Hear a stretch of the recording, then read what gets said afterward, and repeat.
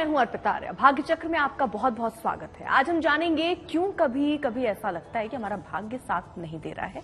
कुछ चीजें आगे बढ़ते बढ़ते कैसे रुक जाती हैं। क्या भाग्य भी चोरी हो सकता है, और अगर ऐसा हो जाए तो आपको क्या उपाय करने चाहिए। आज पर विशेष चर्चा के लिए हमारे साथ स्टूडियो में मौजूद हैं पंडित शैलेंद्र पांडे जी। पंडित जी, बहुत बहुत स्वागत है आपका। नमस्कार। तो चलिए सबसे पहले ये समझते हैं, क्या भाग्य चोरी होता है पंडित जी? अर्पिता, दुनिया में कोई भी ऐसी चीज नहीं है जो चीज का नुकसान ना हो, या जो चीज जीवन में कम ना हो, या जिस चीज में दिक्कतें पैदा ना हो, चाहे वो आपका भाग्य ही क्यों ना हो। जी। जैसा कि अर्पिता ने शुरू में ही कहा कि भाग्य भी कभी कभी चोरी होता है। आखिर भाग्य की चोरी होना क्या होता है? काफी बार हमारा भाग्य बहुत अच्छा होता है, कुंडली के ग्रह और जीवन की दशाएं भी उत्तम होती हैं, लेकिन फिर भी समय पर भाग्य काम नहीं करता है। ऐसा इसलिए होता है क्योंकि जाने अनजाने हमारा भाग्य चोरी हो जाता है। हम बहुत सारे ऐसे काम करते हैं जिससे हमारा भाग्य चोरी होता रहता है, या हमारे भाग्य की जो ताकत है वो कम होती जाती है और हमें नुकसान भी होता रहता है। अगर हम कुछ कामों को न करें और कुछ कामों में सावधानी रखें तो अपने भाग्य को चोरी होने से बचा सकते हैं। भाग्य चोरी होने का मतलब ये है कि जितना भाग्य आपके पास होना चाहिए उतना मौके पर नहीं होता, उसमें कमी हो जाती है, उसमें ह्रास हो जाता है, और वो भाग्य जीवन में सही समय पर आपका साथ नहीं देता। बावजूद इसके आपकी कुंडली कह रही है कि आपका भाग्य बहुत अच्छा है, आपका काम बन जाएगा, लेकिन आपके भाग्य का नुकसान होता है, आपके भाग्य की चोरी होती है और काम समय पर नहीं बन पाता है। बिल्कुल। अब जरा समझते खाने पीने की चीजों से कैसे भाग्य की चोरी होती है। देखिए, खाने पीने में बड़ी सावधानी रखनी चाहिए अर्पिता, क्योंकि दुनिया में बहुत सारी जगहों पे हमारे तमाम शास्त्रों में, तमाम चीजों में बताया गया है कि आप किस तरह का खाना खाएंगे और किसके साथ, किसके घर पर खाना खाएंगे, इसके लिए भी बहुत सारी बातें बताई गई हैं। अगर आप किसी गलत व्यवसाय वाले व्यक्ति के घर खाना खाते हैं तो इससे आपका स्वभाव और आदतें खराब होने लगती हैं। आप किसी ऐसे व्यक्ति का भोजन करते हैं जो चोरी करता है, दूसरों को नुकसान पहुंचाता है, गलत चीजों का व्यापार करता है, और आप उसके यहां पर भोजन करते हैं तो आपका स्वभाव भी खराब होगा और आपकी आदतें भी खराब होंगी। अगर किसी गलत सोच वाले व्यक्ति का खाना खाएंगे तो आपके रिश्ते बिगड़ने लगेंगे। आप किसी ऐसे व्यक्ति का भोजन करें जो आपके बारे में या लोगों के बारे में अच्छी सोच नहीं रखता, तो आपके रिश्ते बिगड़ने लगते हैं।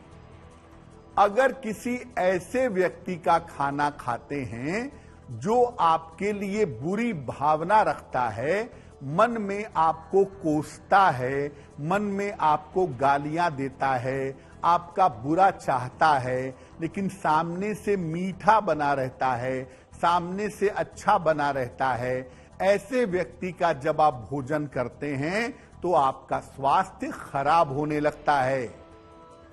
अगर किसी से जबरदस्ती खाना खाते हैं या फ्री में खाना खाते हैं तो इससे आपकी कमाई और धन धीरे धीरे कम होना शुरू हो जाता है। आप किसी ऐसे नौकरी में हैं, किसी ऐसे पोजीशन में हैं जहां से दबाव बनाया जा सके, और आप दबाव बना के किसी होटल में, रेस्टोरेंट में जबरदस्ती भोजन करते हैं, जबरदस्ती खाना खाते हैं, तो आपकी कमाई घटने लगती है और धन धीरे धीरे कम होना शुरू हो जाता है। इसीलिए आप ये समझिए कि जब आप खाना खाते हैं किसी नकारात्मक व्यक्ति का, या खाना खाते हैं फ्री में, या दबाव बना करके खाने पीने का सामान लेते हैं, तो आप उसके लिए पैसा भले ही ना दें, आप अपनी किस्मत उसको देते हैं और इसके बदले में आपका भाग्य चोरी होना शुरू हो जाता है। ऐसा बिल्कुल मत करिएगा। अगर आपको लगता है कि खाना खाने से आपका भाग्य चोरी हो गया है, किसी गलत व्यक्ति का भोजन आपने कर लिया और उससे जीवन में दिक्कत आ गई है, तो पहला काम करिए, निर्धनों को मंगलवार को भोजन कराइए, गरीबों को मंगलवार को भोजन खिलाइए और रोज सुबह हनुमान जी को 2 पत्ते तुलसी के अर्पित करना शुरू करिए, उनसे प्रार्थना करिए। अगर भोजन की वजह से, खाने पीने की वजह से आपका भाग्य चोरी हुआ है, तो वो समस्या आपकी दूर हो जाएगी। पंडित जी, कई ऐसे गुंडे होते हैं, कई ऐसे बाहुबली होते हैं, उनका तो काम ही है प्रोटेक्शन मनी लेना या फ्री में खाना, लेकिन तब भी उनकी संपत्ति बढ़ती चली जाती, करोड़ों की संपत्ति बना लेते हैं, भाग्य भी नहीं चोरी होता। नहीं, उनका भाग्य बिल्कुल चोरी होता है। हम केवल उनकी बाहरी स्थिति देखते हैं ना, कि भाई वो दिख रहे हैं, चमक रहे हैं, लेकिन उनके परिवार की स्थिति क्या है, उनके संतान की स्थिति क्या है, और एक समय ऐसा आता भी है इनके जीवन में जब इनका बुरी तरह डाउनफॉल होता है। बिल्कुल। और हमने बात की खाने पीने को लेकर, अब कपड़े, आपके कपड़ों से भी भाग्य जो है वो चोरी हो सकता है, कैसे हो सकता है, पंडित जी से समझेंगे। एक बात तो अर्पिता, जो कि हम बचपन से सुनते और देखते आ रहे हैं जी, कि लोग कपड़ों को लेके बहुत सारे तंत्र मंत्र या जादू वगैरह भी करते हैं। जी, जी। गांव में खासतौर से ये बातें ज्यादा पॉपुलर हैं कि भाई लोग कपड़ा ले गए मेरा और ऐसा कर दिया और वैसा हो गया। ये तो एक छोटी सी बात है, लेकिन कपड़ों से भी बड़े भाग्य की चोरी होती है। कैसे होती है बताते हैं आपको। अगर आप किसी को कपड़ा अपना देते हैं बिना धुले हुए, क्योंकि जब आप वस्त्र पहनते हैं तो वस्त्र के अंदर आपकी तरंगें, आपके वाइब्रेशन आ जाते हैं, और अगर आप किसी को अपना बिना धुले हुए कपड़े देते हैं तो इससे आपका भाग्य चोरी हो जाता है। आपके बिना धुले हुए वस्त्रों का गलत प्रयोग किया जा सकता है, क्योंकि आपकी तरंगें उसके अंदर मौजूद हैं, और उन तरंगों के गलत प्रयोग से आपका स्वास्थ्य खराब किया जा सकता है। आपका यूज किया हुआ रुमाल अगर ठीक से धुला गया ना हो और कोई जानने वाला हो, तो आपके यूज किए गए रुमाल से भी आपकी सेहत को बिगाड़ सकता है। अगर आप जानबूझकर घटिया स्तर का, खराब गुणवत्ता का, खराब क्वालिटी का कपड़ा किसी को दान कर देते हैं, तो इससे भी आपका भाग्य चोरी हो जाता है। खुद पहनते हैं शानदार कॉटन का कपड़ा, खुद पहनते हैं बढ़िया क्लॉथ और दान करते हैं घटिया कपड़े, घटिया क्लॉथ्स, तो निश्चित रूप से आपका भाग्य कमजोर होगा। अगर आप किसी को जानबूझकर घटिया कपड़े दान में देते हैं तो ईश्वर आपको उस लेवल तक पहुंचा देगा कि आप उसी कपड़े को पहनने के लायक रहेंगे। इसीलिए जब आप वस्त्रों का दान कर रहे हैं तो आप ऐसे वस्त्रों का दान करें जिस स्तर के वस्त्र आप खुद पहनते हों, क्योंकि अगर आप जानबूझकर सामर्थ्य होने के बावजूद घटिया स्तर के, खराब क्वालिटी के कपड़े दान करते हैं तो इससे आपकी आर्थिक स्थिति खराब होने लगती है। तो आप याद रखिए कि जब भी आप कपड़े दान करेंगे या किसी को देंगे, दो बातों का ध्यान रखेंगे।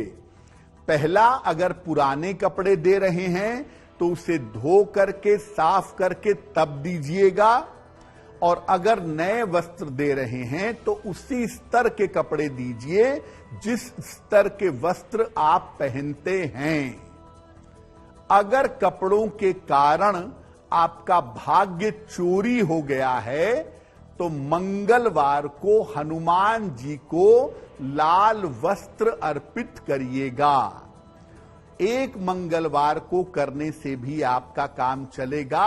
मंगलवार को हनुमान जी को लाल वस्त्र अर्पित करिएगा और कसम खा लीजिए, भूल कर भी घटिया वस्तुओं का दान, खराब गुणवत्ता के कपड़ों का दान मत करिएगा।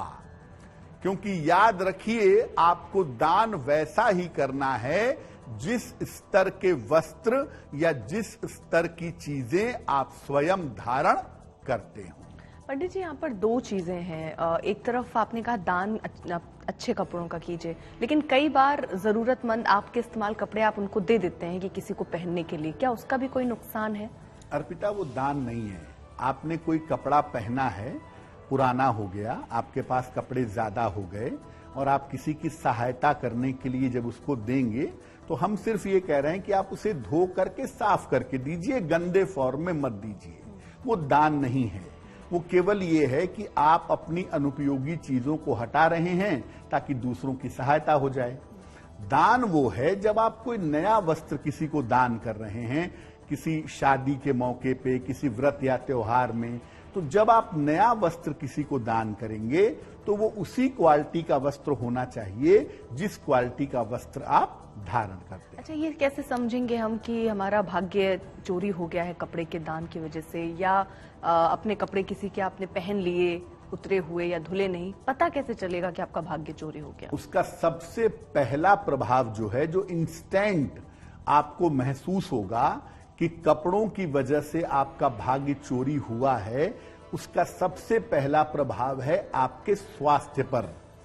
अगर आपने किसी और का कपड़ा पहन लिया जो धुला हुआ नहीं था और थोड़ी बहुत सेहत में दिक्कत हुई तो कोई बड़ी बात नहीं है, क्योंकि लगातार तो आप वो पहनेंगे नहीं। लेकिन अगर आपने किसी को कपड़ा दे दिया बिना धुला हुआ और उसने उसका निगेटिव इस्तेमाल किया तो आपका स्वास्थ्य लंबे समय तक खराब हो सकता है। तो अब बढ़ते हैं सवालों की तरफ। अमृता है जो कि कोलकाता से लिख रही हैं कि उन्हें सरकारी नौकरी कब तक मिल पाएगी? जी, अमृता की जन्म की तारीख है 11 मार्च 1996। जन्म का समय है रात के 9:10। जन्म स्थान है कोलकाता। ये कह रही हैं कि मैं सरकारी नौकरी की तैयारी कर रही हूं, मुझे सरकारी नौकरी कब तक मिलेगी और मेरा भविष्य कैसा रहेगा? अमृता, आपकी कुंडली के हिसाब से आपको शिक्षा क्षेत्र में, टीचिंग फील्ड में ही सरकारी नौकरी के लिए प्रयत्न करना चाहिए, क्योंकि आपकी कुंडली शिक्षा क्षेत्र में गवर्नमेंट जॉब के, सरकारी नौकरी के इंडिकेशन दे रही है। अगर आप सरकारी नौकरी के लिए शिक्षा क्षेत्र में कोशिश करें तो अवश्य आपको फायदा होगा और वर्ष 2024 इसके लिए बहुत अच्छा दिखाई दे रहा है। 2 उपाय करिए ताकि आपको सरकारी नौकरी भी मिले और आपका भविष्य भी बेहतर हो। नित्य प्रातः सूर्य भगवान को जल अर्पित करें, सादा जल, प्लेन वाटर, और एक पन्ना बनवा करके पहने, लगभग 6 से 8 रत्ती का पन्ना चांदी की अंगूठी में, दाहिने हाथ की सबसे छोटी उंगली में। बुधवार की शाम को पन्ना पहनने से आपको लाभ होगा। पंडित जी, आप समझते हैं कि मुफ्त की वस्तुओं से, जैसा आपने जिक्र पहले ही किया, उससे भाग्य कैसे चोरी होता है? अर्पिता, सबसे ज्यादा जो भाग्य चोरी होता है या भाग्य में कमी आती है वो मुफ्त की वस्तुओं से ही आती है, क्योंकि इस दुनिया में कोई चीज मुफ्त नहीं है। आपको अगर ईश्वर की उपलब्धि भी होगी तो उसके लिए भी आपको तपस्या करनी पड़ेगी। यानी यहां पर कुछ भी मुफ्त नहीं मिलता। अब देखिए, जब आप किसी से मुफ्त में कपड़ा लेते हैं, जैसा अर्पिता शुरू में कह रही थी कि बहुत लोग बाहुबली हैं, दबाव बनाते हैं, मुफ्त में चीजें लेते हैं, तो जब आप किसी से मुफ्त में कपड़ा लेते हैं, अपना भाग्य उसी समय उसको आप दे देते हैं और उसकी मुश्किल को आप अपने जीवन में ले लेते हैं। जब आप किसी से मुफ्त में खाने पीने की चीजें लेते रहते हैं, तो आप अपना भाग्य उसके बदले में देते रहते हैं और आपका भाग्य उसी सीमा में कम होता रहता है। जब आप किसी से बिना पारिश्रमिक के सेवाएं लेते हैं, किसी से सेवा ली, सहायता ली, किसी से खाना बनवाया, किसी से हाथ पैर दबवाया, घर की सफाई करवाई और उसको पारिश्रमिक नहीं दिया, उसको धन नहीं दिया, केवल उसकी सेवा ली, तो आपका भाग्य भी उसी अनुपात में कम होगा। उस चीज को लेने के साथ आप अपना भाग्य उस व्यक्ति को दे देंगे और साथ में आप उसकी मुश्किल को अपने जीवन में ले लेंगे। हमेशा याद रखिए कि मुफ्त कुछ नहीं होता। आप पैसे नहीं देंगे, कोई बात नहीं, किस्मत दीजिए अपनी। तो जब कोई व्यक्ति से मुफ्त में आप चीजें लेंगे, तो पैसे भले न दें, उसके बदले में उतना हिस्सा आपका भाग्य उसके पास जाएगा, उतना हिस्सा आपकी शुभता उसके पास चली जाएगी। इसीलिए जब भी कोई चीज लें, यथाशक्ति जितना संभव हो उसका मूल्य भुगतान करिएगा, उसका शुल्क, उसका धन दीजिएगा। अगर गलती से कभी ऐसा हो गया, भूलवश कभी ऐसा हो गया, आपने सेवा ले ली, भोजन ले लिया, कपड़े ले लिए और आप पैसे नहीं दे पाए, गलती हो गई आपसे, तो किसी निर्धन को अन्न और धन का दान करिएगा। किसी गरीब आदमी को अन्न का और धन का दान करेंगे, और वो भी दान करेंगे तब जब गलती से ऐसा हो गया है। आपका गया हुआ भाग्य वापस आ जाएगा। एक बात हमेशा याद रखिए कि गलतियां ऐसी मत करिए जिसकी वजह से आपकी मुश्किलें पैदा हों। क्योंकि आप बहुत बार ऐसा कहते हैं कि ग्रह भी ठीक है, सब कुछ ठीक चल रहा है, फिर भी मेरा भाग्य साथ नहीं दे रहा है, क्योंकि आपके जो कर्म हैं वो उस समय आपके रास्ते में आ रहे हैं और आपकी किस्मत बिगाड़ रहे हैं। पंडित जी, कई बार लोग गिफ्ट करते हैं, तो गिफ्ट और मुफ्त में अंतर कैसे समझें? देखिए, गिफ्ट तो आपको आदमी प्रेम से, श्रद्धा से देगा, प्रेम से देगा, अटैचमेंट की वजह से देगा। अब मुफ्त तो तब होगा ना जब आप दबाव बना के ले रहे हैं, या आपकी पर्सनैलिटी ऐसी है कि अगला व्यक्ति आपको सामान तो दे रहा है, चाहता तो है कि पैसा मिले, लेकिन डर के मारे मांग ही नहीं पा रहा है। तो दबाव जहां पर आ जाएगा, जहां प्रेशर आ जाएगा, वहां बात मुफ्त की हो जाएगी। और जहां प्रेम से आप सामान ले रहे हैं, बहुत ईमानदारी से आप सामान ले रहे हैं, खुशी खुशी सामान ले या दे रहे हैं, वहां पे बात उपहार की होगी। बिल्कुल। अब कुर्सी से भी भाग्य चोरी हो सकता है। जी हाँ, कैसे पंडित जी? कुर्सी जो होती है, वैसे तो पूरी दुनिया में सबसे ज्यादा लड़ाई जिस चीज की है वो कुर्सी है। और कुर्सी से भी भाग्य की चोरी होती है, क्योंकि आपकी जो अपनी कुर्सी है, पर्सनल कुर्सी अगर आपको मिली है, तो इसका मतलब ये है कि आप किसी बड़े पोजीशन पे होंगे। छोटे लोगों को या मीडियोकर लोगों को तो बड़ी कुर्सियां मिलती ही नहीं है। तो अगर आपको बड़ी कुर्सी मिली है, आपकी परमानेंट कुर्सी है, तो इससे भाग्य चोरी हो सकता है। अगर आपकी कुर्सी पर कोई और बैठता है, या अगर आप एक कुर्सी पर नहीं बैठते, या रोज अलग अलग कुर्सियों पर बैठते हैं, तो आपकी कुर्सी पर बैठने वाला व्यक्ति आपका भाग्य चुरा लेगा। ज्यादातर ये बात वहां पर अप्लाई होती है जो ऑफिसेज में या व्यवसाय में एक खास कुर्सी रखते हैं, व्यवसाय में व्यवसाय के मालिक हैं या ऑफिस के हेड हैं, तो उनकी कुर्सी फिक्स होती है। लेकिन अगर वो रोज अपनी कुर्सियां बदलते रहें, रोज अपनी जगह बदलते रहें और उनकी कुर्सी पर कोई भी आए और कोई भी बैठ जाए, तो आपका भाग्य चोरी होगा। ऑफिसेज में कितना इस नियम को मानते हैं वो तो वही जानेंगे कि बॉसेस की कुर्सी पे लोग बैठते हैं या नहीं बैठते हैं।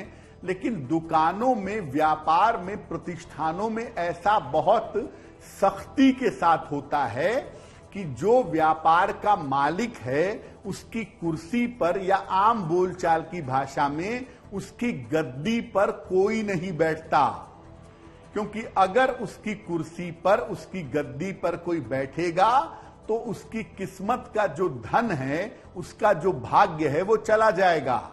इसलिए दुकानों में तो जो दुकान के मालिक होते हैं वो अपने बेटे को, अपने परिवार के लोगों को भी अपनी कुर्सी पर नहीं बैठने देते। उनकी गद्दी फिक्स होती है और उस पर कोई नहीं बैठता, क्योंकि उनके दिमाग में ये बात होती है और ये बात है भी कि अगर उनकी गद्दी पर या उनकी कुर्सी पर कोई बैठे तो उनके धन का हिस्सा, उनके भाग्य का हिस्सा लोग ले जाते हैं। इसलिए इस नियम का पालन करना चाहिए।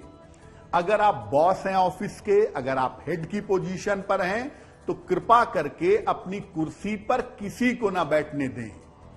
आपसे ऊंचा कोई आदमी आ गया, आपका बॉस आ गया, तो भी अपनी कुर्सी पर ना बैठने दें। अपनी कुर्सी पर केवल अपने गुरु को बैठा सकते हैं और किसी को भी अपनी कुर्सी पर ना बैठने दें। और अपनी कुर्सी को, अपनी कुर्सी की जगह को फिक्स रखिए, वो आपके लिए ज्यादा बेहतर होगा। और अपनी कुर्सी के पाए में, जो कुर्सी का पैर है, उसमें हनुमान जी को अर्पित धागा अगर आप बांध दें तो इससे आपका होगा। इसीलिए याद रखिए है, इसलिए अपनी कुर्सी मत दीजिए, क्योंकि उस आप शासन कर रहे हैं, उसी कुर्सी पे बैठ रहे हैं और अगर वो कुर्सी दूसरे को देंगे आपकी ताकत कमजोर होगी। तान्या का, जो कि कानपुर से लिख रही है कि करियर और भविष्य उनका कैसा रहेगा।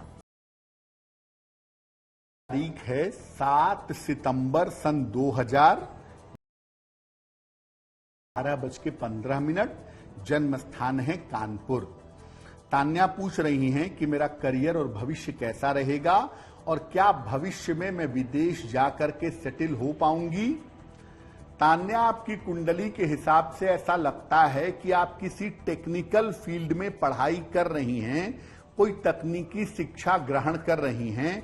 आप टेक्निकल फील्ड में अगर रहती हैं और टेक्निकल फील्ड में अगर काम करती हैं तो भविष्य में आप बढ़िया काम कर पाएंगी और भविष्य में विदेश जाकर के नौकरी करना भी आपके लिए संभव होगा।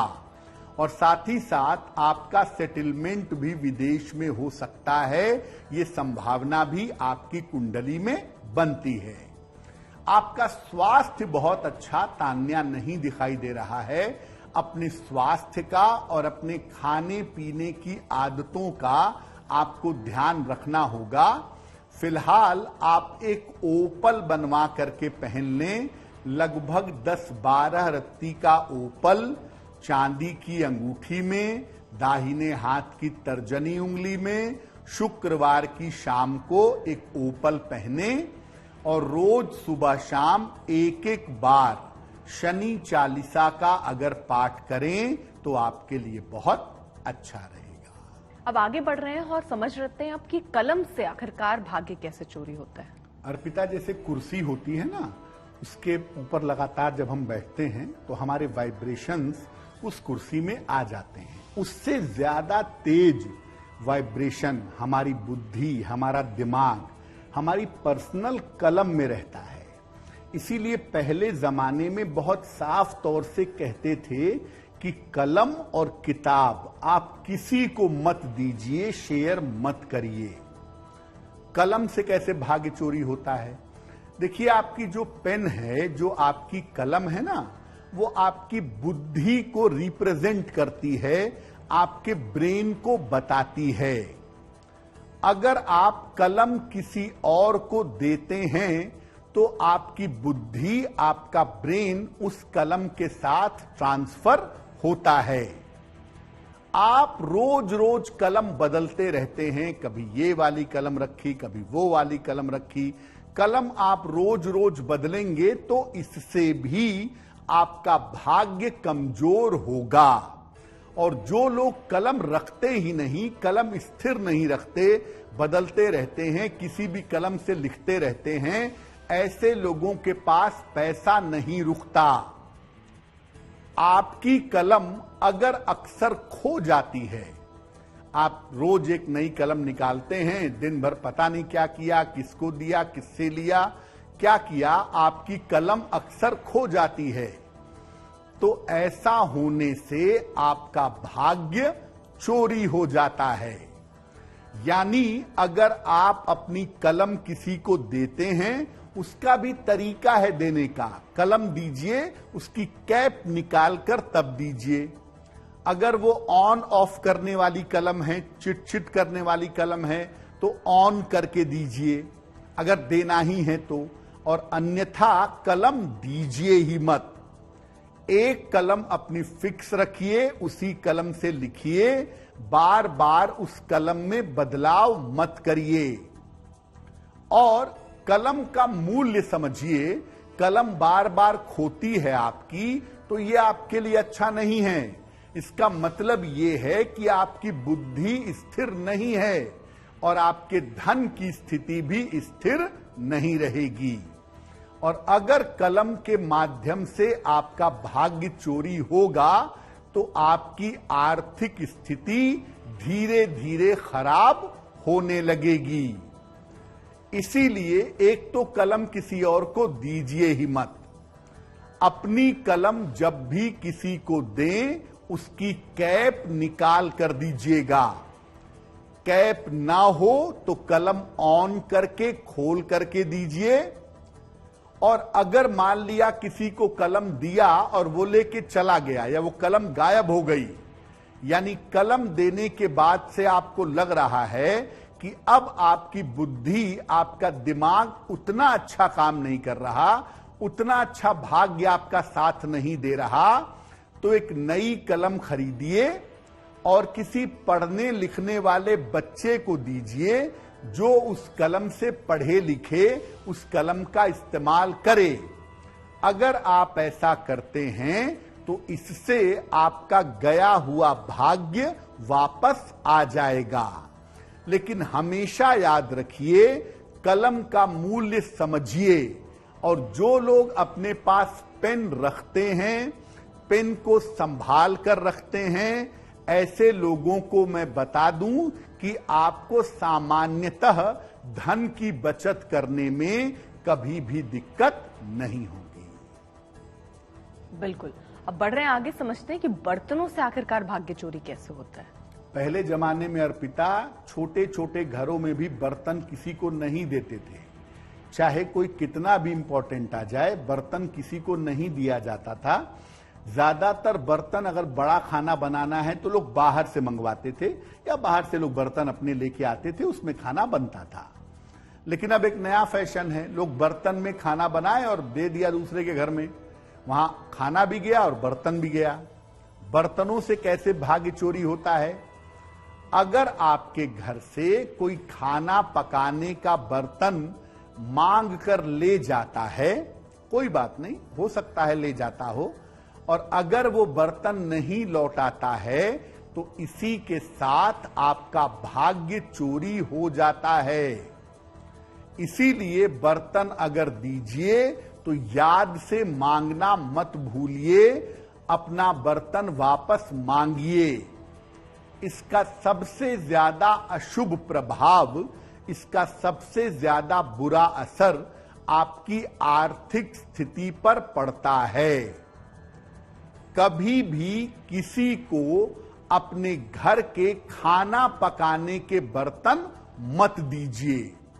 बहुत मजबूरी है, बहुत प्रेशर है तो बात दूसरी है, अन्यथा अपने घर के खाना पकाने के बर्तन मत दीजिए।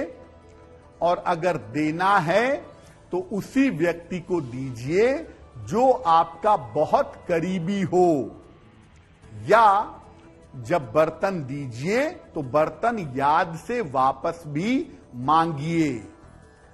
अगर कोई आपके बर्तन ले जाने के बाद नहीं लौटाता या आपके बर्तन खो जाते हैं तो आप मिट्टी का वही बर्तन ले जाकर बहते हुए पानी में प्रवाहित कर दें। आपसे कोई भगोना मांग कर ले गया और वो भगोना गायब हो गया, आपको मिला ही नहीं, आपने बहुत खोजा नहीं मिला, तो आप मिट्टी की एक मटकी ले लें और इसको बहते हुए पानी में प्रवाहित कर दें। आपका चोरी हुआ भाग्य वापस आ जाएगा। याद रखिए, बर्तन आपको उसी को देना है जो आपका बहुत करीबी हो। हर व्यक्ति को बर्तन देने से आपको बचाव करना चाहिए। अगला सवाल है अमित का, जो कि वाराणसी से लिख रहे हैं। बहुत वक्त से वो बीमार चल रहे हैं, स्वास्थ्य ठीक नहीं है, क्या करें? अमित कुमार जी ने वाराणसी से हमें मेल लिखा है। इनकी जन्म की तारीख है 8 मई 1978, 1978। जन्म का समय है शाम के 4:10 और जन्म का स्थान है वाराणसी। ये लिख रहे हैं कि कुछ समय से मेरा स्वास्थ्य अच्छा नहीं चल रहा है। स्वास्थ्य को मैं कैसे बेहतर बना सकता हूं? स्वास्थ्य कब तक मेरा ठीक होगा? अमित जी, आपके स्वास्थ्य में इतनी बड़ी समस्या नहीं है जिसके लिए आप परेशान हैं। थोड़ी सी समस्या ये है कि आपका डाइजेशन ठीक नहीं है। अपने डाइजेशन का आपको ध्यान बनाए रखना जरूरी है। अपने पाचन तंत्र का, डाइजेशन का ध्यान अगर आप रखें तो बाकी मामले में कहीं कोई प्रॉब्लम नहीं है। और ये समस्या इस साल के खत्म होने के बाद, यानी साल 2023 के समाप्त होने के बाद ऑटोमेटिकली ये समस्या समाप्त हो जाएगी। क्या उपाय करना चाहिए? देखिए अमित जी, आप 2 काम करिए। एक तो मोटी बनवा के पहनिए, एक 10-12 रत्ती की मोटी चांदी की अंगूठी में, दाहिने हाथ की सबसे छोटी उंगली में, शुक्ल पक्ष के सोमवार की रात को मोती आप धारण कर लें और सुबह शाम दोनों समय 108 बार नमः शिवाय का जप करें। आप पूरी तरह से बेहतर हो जाएंगे। अब बढ़ रहे हैं आगे, बात करते हैं कि फोटो से भी आपका भाग्य चोरी हो सकता है। वो कैसे हो सकता है पंडित जी से समझते हैं। अर्पिता, फोटो और मूर्ति से भाग्य छोड़िए, अगर विद्वान और बुद्धिमान आदमी हो तो उससे आपके पूरे जीवन को बदलने की ताकत आ सकती है। फोटो में इतना जबरदस्त आपका प्रभाव होता है। हालांकि वो एक टेक्निक है कि फोटो से दूसरे को प्रभावित कैसे करें, उस पर हम बात नहीं कर रहे हैं। मुख्य बात यह है कि फोटो से भाग्य कैसे चोरी होता है। अगर आप अपनी पूरी लंबाई की फोटो, सर से लेके पैर तक की फोटो किसी व्यक्ति को देते हैं और उस व्यक्ति के मन में आपके लिए सद्भाव नहीं है, आपके लिए अच्छी भावना नहीं है, तो फोटो देने के साथ आपका भाग्य उस व्यक्ति के पास चला जाएगा। फोटो तब काम करेगी जब आपकी तरह होगी और पूरी लंबाई की होगी। पासपोर्ट साइज की फोटो से काम नहीं चलेगा। सर से पैर तक की पूरी लंबाई की आपकी अकेली फोटो होनी चाहिए। ऐसी फोटो का दुरुपयोग किया जा सकता है और ऐसी फोटो आप हर व्यक्ति को मत दीजिए। शादी विवाह के मामले में लड़के और लड़कियों की इस तरह की फोटो दी जाती है। जब भी किसी व्यक्ति को अपनी पूरी लंबाई की फोटो दें, उसके ऊपर या पीछे अपना नाम लिख दें या अपना साइन कर दें, उसका दुरुपयोग नहीं हो पाएगा। और फोटो अपनी पूरी लंबाई की देना ही क्यों है? शादी की बात दूसरी है। शादी की फोटो जब भी आप पूरी लंबाई की दें, उसके पीछे अपना नाम या अपना सिग्नेचर करके दे दें, बात खत्म। लेकिन ऐसे आपसे कोई मांग रहा है कि आपकी पूरी लंबाई की फोटो हमें चाहिए या पूरी लंबाई की फोटो हम खींचेंगे, तो याद रखिए ये फोटो आपको मुश्किल में डाल सकती है। इसलिए ऐसी फोटो सामान्यतः खिंचवाइए भी मत और दीजिए भी मत। अगर फोटो देने से भाग्य कमजोर होने लगा है तो अपनी पूरी लंबाई की एक फोटो लाल कपड़े में लपेट कर रख दें, आपका चोरी हुआ भाग्य वापस निश्चित रूप से आ जाएगा। भ्रूण हत्या और स्त्री के अपमान से कैसे होता है भाग्य चोरी, अब वो समझते हैं पंडित जी। देखिए, एबॉर्शन बेसिकली एक जरूरत थी पहले कि भाई माता की जान बचानी है, तो डॉक्टर ने एबॉर्शन कर दिया कि भाई संतान की वजह से माता की जान जा सकती है। लेकिन बाद में लोगों ने इसको जरूरत से हटा करके गड़बड़ रास्ते पे ले गए। अब आप अगर जानबूझकर बिना किसी जरूरत के भ्रूण हत्या करते हैं, एबॉर्शन करते हैं या करवाते हैं, तो ये महापाप भी है और ये आप अपनी किस्मत को खुद ही बंद कर रहे हैं। या किसी स्त्री के साथ दुर्व्यवहार करते हैं, किसी महिला के साथ, जरूरी नहीं है कि वो महिला आपके घर की हो, बाहर की हो, ऑफिस की हो, समाज की हो, किसी स्त्री के साथ दुर्व्यवहार करते हैं, तो आपका भाग्य उसी समय से घटना शुरू हो जाएगा। जानबूझकर अगर आप एबॉर्शन करवाते हैं, किसी महिला का अपमान करते हैं, किसी महिला के साथ दुर्व्यवहार करते हैं, तो आपके वंश की वृद्धि और उन्नति निश्चित रूप से रुकेगी। इसीलिए अगर जीने मरने का प्रश्न ना हो, संतान के अंदर डेफिशिएंसी हो, संतान की हार्ट बीट ना आई हो, माता की जान को खतरा है, तब तो एबॉर्शन की बात लॉजिकल है। अन्यथा एबॉर्शन मत करवाइए। और किसी भी स्त्री के साथ कठोर व्यवहार तभी करिए जब बहुत आवश्यक हो। अगर आपने एबॉर्शन किया या करवाया है, तो वैसे तो इसके छुटकारे के लिए प्रभु ही कृपा करेंगे आपके ऊपर। लेकिन अगर आपने ऐसा किया है तो ढेर सारे पीपल या बरगद के वृक्ष लगवाइए और रोज सवेरे गजेंद्र मोक्ष का पाठ या तो करिए या करवाइए, ताकि आपका चोरी हुआ भाग्य वापस आए। और जिस स्त्री के साथ दुर्व्यवहार किया है, उससे हाथ जोड़कर क्षमा मांगिए, ताकि वो क्षमा करे और आपका भाग्य आपके पास वापस आ सके। बिल्कुल। तो आज हमने समझा कि कैसे कैसे आपका भाग्य चोरी हो सकता है और उससे जुड़े क्या उपाय आपको करने चाहिए। पंडित जी, बहुत बहुत शुक्रिया हमारे साथ जुड़ने के लिए। देश दुनिया की बाकी खबरों के लिए आप देखते रहिए आज तक।